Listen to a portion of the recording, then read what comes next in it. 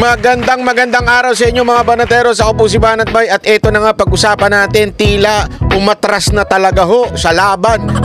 Ito hong si Romualdez. Mukhang nabahagang buntot sa nangyaring peace rally ng INC.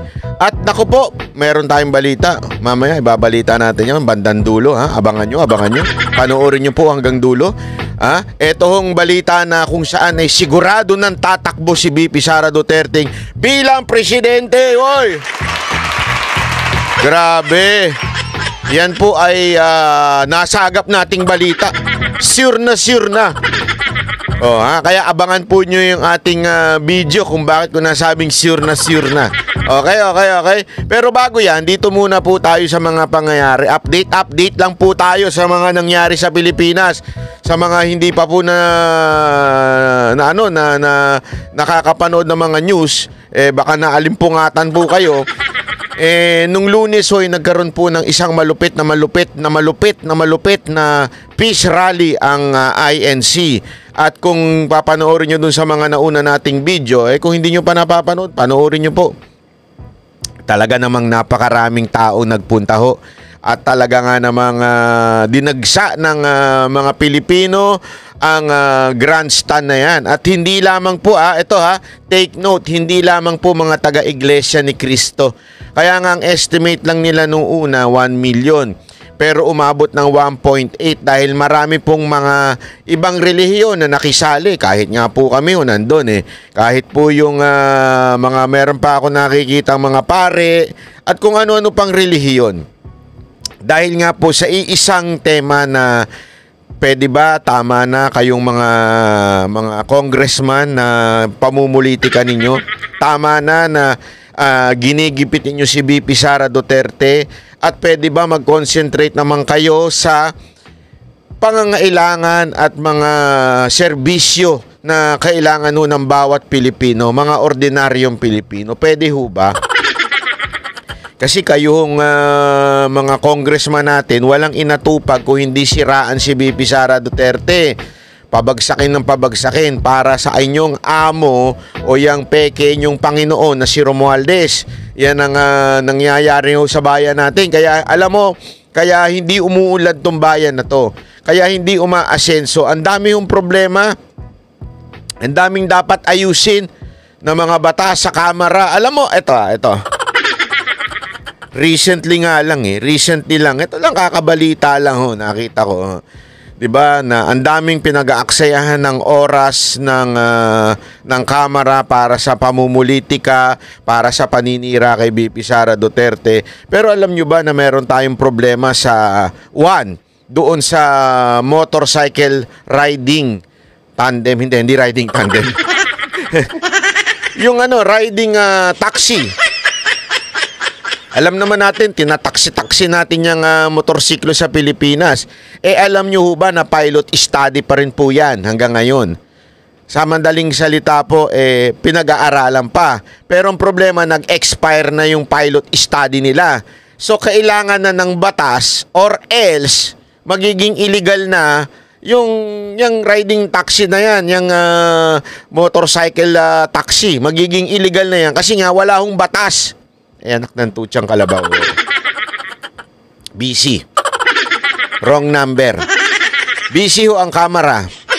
Wala akong pakialam. Kasi alam mo ito mga kababayan. Ako, maybe I am medyo marami sa atin alam naman natin yan. Lalo na pag kayo ay nasa karsada paragi. Marami talagang kamote na rider. Aminado naman tayo dyan. Pero gayon pa man, hindi naman na solusyon itanggalin sila. Ang solusyon niyan, ayusin, 'di ba?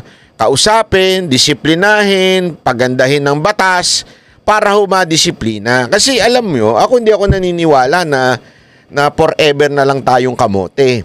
'Di ba? Kasi kaya naman natin sa ibang bansa Yung mga OFW nagmamaneho sa ibang bansa, hindi naman sila kamote Ano pinagkaiba dun? Pareho lang naman Pilipino. Kasi nga, maraming dahilan. Una, yung batas. 'Di ba? Alam naman natin, ang baba ng penalty sa atin. Pangalawa, kung meron mang batas, hindi naman ma-implementa na maayos. Di ba ho? So, kailangan talagang maraming ayusin ng ating mga mambabatas kasi parte ho ng trabaho ng mga mambabatas. Okay? Hindi lamang po gumawa ng batas. To make sure that the law na ginawa nila ay nai-implement, kaya nga ho sila merong parang oversee power sa mga departamento o meron pwede ho nilang ipatawag para alamin, natutupad nyo ba yung batas na ginawa namin o hindi? Importante ho yan. Kaya lang paulit-ulit natin sinasabi, wala sa oras nila yan. Wala sa agenda nila yan. Kasi nga, ang agenda nila, siraan lang si VP Sara Duterte dahil yan ang ikasasaya ng tumbong ng kanilang peking Panginoon. Oh. Pag sumaya ang tumbong ng kanilang peking Panginoon, merong ang 777. Yun lang yun ganun lang kasimple yan Ang dami pa pong problema. Presyo ng bilihin. Out of touch ito mga congressman. Mamaya ipapakita ko sa inyo kung paano out of touch itong mga animal na to. Out of touch talaga sila. Ipakikita ko sa inyo. Ngayon, dito sa ating video, sa ating programa na ito, ipakikita ko kung gaano walang kaalam-alam ito mga congressman. Sa bagay, mga anak sa layaw, Jeprox yung mga yan Anak ng mga mayayaman kasi, kaya walang alam. Simulan na ho natin Bakit ba nasabi kong sa tingin ko ay umatras na, natakot si Romualdez sa INC? Aba, katatapos lang ng rally ng INC, tapos nung si Romualdez po ay nagsalita, abay, pakingge. Pakingge. Sandali lang. Ted Pailon, pasok. Si Idol Ted Pailon pala to. Sa mga tampok na balita. Sa mga balitang pambansa, hindi na pag-usapan sa pagbabalik sesyon ng Kamara ang tungkol sa nilulutong impeachment complaint laban kay Vice President Sara Duterte. Hindi ito nabanggit kahit sa talumpati ni House Speaker Martin Romualdez. Yan Ito na lang Ganito yan. Alam mo, meron niya isang political analyst although ibang kulay. Sabi niya, actually medyo sobrang mabagal daw talaga itong impeachment na nangyari. Yung simula, ang bilis. Yung simula, yung arangkada, ika nga. Bakit? Yung panggigipit, yung mga hearing, ang bilis ng takbuhan. Mantakin mo, ngaragin nila, hindi sila umuwi. Hindi, di ba gumawa sila ng hearing, hindi nag-uwian yung mga congressman. Although, sabi nga ni Pulong, bawat attend yan, may milyong na natatanggap yan. Kaya talagang a-attend dyan. Abay, ikaw ba naman? Ito, tanong ko sa inyo mga kababayan, Kunwari, ikaw meron kang school, may schooling ka. Meron kang college ka, kunwari. Bibigyan ka ng 1 milyon, umattend ka lang ng klase. Maniwala ko kayo sa hindi. Kahit buong araw yung klase, kahit abutin ng madaling araw, a-attendan ko yun. Pambira, ang gandang negosyo nun, Buong isang araw, kumita ka ng 1 milyon. Ganon yung biro ni Pulong Duterte. Pero parang ganon talaga ang dating. Alam mo kung bakit? Hindi ko sinasabi, wala akong alam na facts tungkol dito, pero yun yung parang biro niya. Kasi nga po, mantakin mo, ang sipag nila. Ginarag nila, ni-rush nila yung impeachment. Bakit impeachment tawag ko? Yun naman talaga ang purpose ng Quadcom na yun. Makakuha ng ebidensya para ma-impeach si VP Sara Duterte. That's the very core of that hearing sa Kamara. Ngayon, eto. Sa kabila ng masyadong pinaspas yung hearing, yung impeachment complaint, bakit bigla nag-post? Yun yung tanong ng ibang mga political analyst na napapanood ko Kahit nga po si Karen Davila nung may tinanong siya. Inalimbawa niya yung kay Erap. Ang bilis nun, di ba? Tapos yung kay Corona, sobrang bibilis ng takbo ng impeachment nun. Eto, bakit tila grabe sobrang bagal daw? Biglang bumagal. Eto nga, nagkaroon na ng privilege speech si Romualdez. Aba, hindi niya nabanggit. Di ba? Kaya sa tingin ko, mga kababayan, umatras siya dito. Sobrang natakot siya sa Iglesia ni Cristo. natakot siya sa rallying na ganap na inorganisa ng INC. Siguro, sabi niya, wala ano lang yan. Ilan lang siguro yan. Nagulat sila sa sobrang dami. Hindi lang sa sobrang dami. Mismong mga talumpati ay talagang nakadirekta sa kamera na kanyang pinamumunuan. Alam niyo mga kababayan, whether you like it or not, malaki pa rin ang impact ng Iglesia ni Cristo black voting sa mga congressman. Kaya nga ho sila parang biglang, sandali, atras itlog ang mga animal. Yung una, ang tatapang eh. Ngayon, wala. Umatras ang mga itlog nila. Mantakin mo, nagkaroon sila ng unang pagbalik. Ine-expect na, alam mo yun, meron nang gagawin sa impeachment. 3 yan eh. Oh. Pero wala, mga kababayan. Pati sa speech, hindi man lang napahagingan. Hindi man lang nasabing atin pong pag-aaralan, no? Ating i-check, atin pong titignan at ang boses ng, alam mo yung mga ganong pautot ng mga politiko. Hindi man lang sinabi yun. Talagang, sa madaling salita, inignore. Oh. Ibig sabihin, abay, talagang natakot ho ito. Kaya nga, meron ako nabasa sabi. Sa sobrang takot niya, at baka hindi pa siya maging speaker, at baka hindi pa siya manalo, pinadisqualify yung kalaban. Gago! Pambihira. Oh. Ganun kalupit daw yung takot, pinadisqualify yung kalaban. Gago! Nabasa ko lang naman po yan sa ilang komento. Kayo, ano sa tingin ninyo? Ha? Kasi balita ko, ang lakas daw nung kalaban niya. Lalo na inendorso ni VP Sara Duterte, inendorso ni Pangulong Duterte. Ang lakas daw. Although may bali-balita ngayon, kasi nire-research ko ho, doon sa Supreme Court decision na ibalik yung mga dinisqualify, sinusubukan kong tingnan sa mga ilang pahayagan na hindi ko makita, hindi ko alam kung sinasadya po ba nilang magkaroon ng news blackout. Although meron ako nakitang isang komento na kasama doon sa pinababalik ng Supreme Court yung kalaban ni Romualdez. Sabi ng isang komento ng isang batikang political analyst din. Ngayon, pag tinitingnan ko naman sa mga news ng media, wala po. Hindi ho nababanggit. Kaya nga matindi yung sabi ko, ano kaya ito? Ito kaya ay news blackout ng media para hindi mapahiya yung kanilang nagpapamerienda, yung kanilang Panginoon. Hindi ko alam. Pero gayunpaman, halatang halata na takot po etong si Romualdez dahil hindi man lang niya nabanggit yung tungkol sa impeachment. Matatanda ang una ng sinabi ni House Secretary General Reginald Velasco na posibleng talakayin na ng Kamara ang impeachment ng Vice-Presidente. O, kita mo, kahit mismo yung si Secretary General, sabi niya, yung mabagal magsalita. Uy, wala namang masama doon.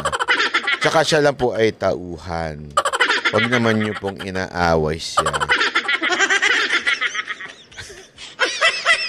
Kasi naalala ko yung isa sa radio announcer noon.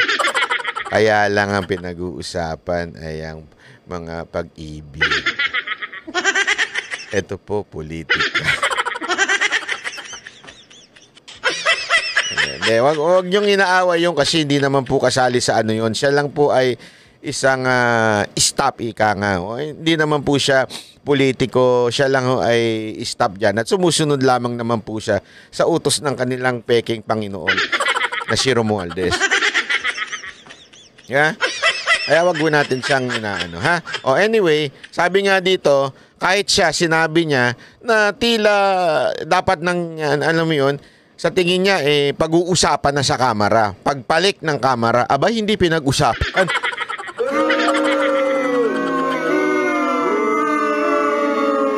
Alam mo, kasi yung ako mismo parang ang naiisip ko, naiisip ko lang even if we don't like na ma-impeach si VP Sara Duterte, ako parang gusto kong tumuloy-tuloy yan . Bakit? Na makita nila talaga yung galit ng Pilipino sa kanila. Hindi kasi, alam mo, gagawin nilang palusot yan, paulit-ulit. Gusto ng taong bayan, according to the survey, gusto ng taong bayan na ma-impeach si VP Sara Duterte. Kaya paulit-ulit din na sinasabi yan eh. Gusto ng taong bayan, 40%. Sino kaya yung mga animal na 40% na yun? Di ba? Feeling ko yung 40% na yun, yung survey ba ginawa sa loob ng kamera?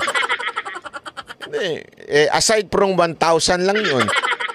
Kasi alam mo, hindi ba kinikwento nga natin, yung talagang dayaan dyan sa survey, hindi naman dinodoktor yan pag sinagot na eh. Hindi. Ang talagang tunay na dayaan dyan, lalo na sa mga survey ha, lalo na yung mga kandidato, ang ginagawa, may naglilik. Naglilik ng location kung saan magpapasurvey yung mga survey company.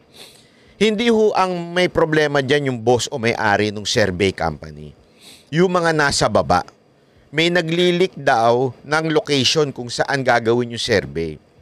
Pag nalik na yung location doon sa nagpa-commission ng survey, di umano ay pupuntahan nila yung lugar, doon sila mamimigay, tapos nandun yung pangalan ng kanilang kandidato. So, tinatarget ika nga nila yung mga lugar na ise-survey. So, syempre, ikaw, nakatanggap ka. Kasi ako, ang dami ko pang kaibigan, kakilala na hindi nila kilala kung sino mga tatakbong senador. Walang biro. Pag binabanggit ko nga si Pastor Kibuloy, hindi nila alam na tatakbong senador eh. So, pinapaliwanag natin kung bakit magandang si Pastor Kibuloy ay isa sa mga manalong senador. Sabi ko, etong pastor na ito, may bunga na ito bago pa tumakbo ito. Yeah? Pinapaliwanag natin. Kasi marami sa kanila hindi nila alam kung sino-sino mga tatakbo na senador. Ito matindi. Ang ginagawa ngayon ng ibang mga tarantadong mga politiko, pupuntahan yung lugar na yon. Yung nilik sa kanila, pupuntahan nila yon. Doon sila magpapakilala, doon sila mamimigay ng ayuda, doon sila magbibigay ng akap. Para pagdating sa survey, siyempre, sino maaalala? Yung nagbigay, yung recently lang. Kasi ang mga Pilipino, may ano yan eh, meron yung short time, iba pala yun. Sa motel pala yun. Short term. Short term memory. Kung ano yung talagang mga unang, alam mo yun, mga recent lang, yun lang ang kanilang, maalala, ika nga. So, siyempre, ikaw, sasagot ka. Sino ba yung nagbigay sa akin. Di ba? Yun eh, ganun dinadaya. Ganyan din daw. As a matter of fact, pansinin ninyo ha, sa survey na sinasabing gusto nila ipa-impeach si VP Sara Duterte, tanongin ko kayo, meron po ba sa kanila o meron po ba kayong nakitang kung anong klaseng question yung tinanong? Kasi, tandaan ninyo, depende po yan sa question. Baka pwedeng ang itanong dyan sang-ayon ka ba na magkaroon ng due process para sa impeachment ni VP Sara Duterte? Paano kung ganyan ang tanong? Ikaw naman, wala kang kaalaman mo, tama yan. Dapat may due process para sa impeachment ni VP Sara Duterte. Okay. Toto gusto niya impeachment. Ganyan ang dayaan dyan mga kababayan. Ganyan nang hindi natin masasabi. Kaya nga, hindi basihan ang survey. Tama yung sinasabi ng mga kasama natin, mga banateros Di ba? Tama yung sinasabi nila dapat po pinagbabawal ang survey bago ho mag-eleksyon. Kasi mind conditioning ho ang survey. Etong ginawa, mind conditioning na kailangan ma-impeach si VP Sara Duterte. Ganun po ang ginawa dito, mga kababayan. Kaya, alam mo yun, pero kung titingnan mo, asan yung 40% na yun? Eto etong si Dilima, di ba kita natin, na nilalanglang lang niyan po yung ginawa ng INC. Di ba? Nilalang, parang sinasabi niya, hindi naman kay majority. Alam mo mga kababayan, Yung nagpunta sa Luneta at nagsasabing ayaw nilang matanggal si VP Sara Duterte. Mga kababayan, para sabihin ko lang sa inyo hindi pa po lahat ng tao yun. Napakarami pa pong hindi pumunta doon. As a matter of fact, kahit nga po ako medyo alanganin akong pumunta. Sabi ko, ang tagal ko naglakad sa Japan. Sumakit ang tuhod ko. Paglalakarin ako dito, alayo ho. Mula ho doon sa, I think, sa kaduluduluhan ng Rojas Boulevard pa kami pumarada bago ho kami makalakad papunta sa grandstand. Sabi ko, kaya palang maglakad ng tuhod ni Dada. Si Dada, pagdating ho doon sa sabi, lapit tayo doon sa grandstand, Ganon siya, di ba? Parang, ang laki-laki pa namang mama nun. Tapos sabi ng iba, si Banat ba may kasamang bouncer? Hindi ho bouncer si Dada. Ang sama na ugali ninyo, Gago! Kasi nangunguna si Dada. Sabi ni Coach Oli, mauna ka da. Kasi masikip yung daanan Para pagkadaan mo, bubuka na. Gago! Tapos si Dada, pagdating malapit na kami sa grandstand, biglang kumanan sa Manila Hotel, ang animal. Gago! Ayun, kumain na lang sa Manila Hotel. And then kasi nandun po yung mga, kunwari pa siya. Hanapin natin kasi, syempre mga taga SMNI kami, hanapin natin mga kasama natin sa SMNI. Naku. Nagtatapos na, nag-break na yung mga taga SMNI, kumain na sa Manila Hotel. Nasa Manila Hotel, kunwari pa si Boss Dada. Yung pala gusto lang din kumain ng pansit. Yung pansit nila doon, 700 Gusto lang palang kumain ng pansit. Gusto lang, si Coach Oli. Tama, nandyan. Anong nandyan? Nandyan yung mga taga-SMNI. Hindi, nandyan si Kate B. Ang bira itong dalawan to. Ano ba? Akala ko ba attend tayo ng rally? Hindi nyo sinabi magmamanila Hotel pala tayo. Parali-rally pa kayo. Ganun na. Gago! Mga walang niya din tuloy natin to. Tuloy. Kung hindi matuloy ang planong paghahain ng ika-4 na impeachment complaint ng ibang kongresista.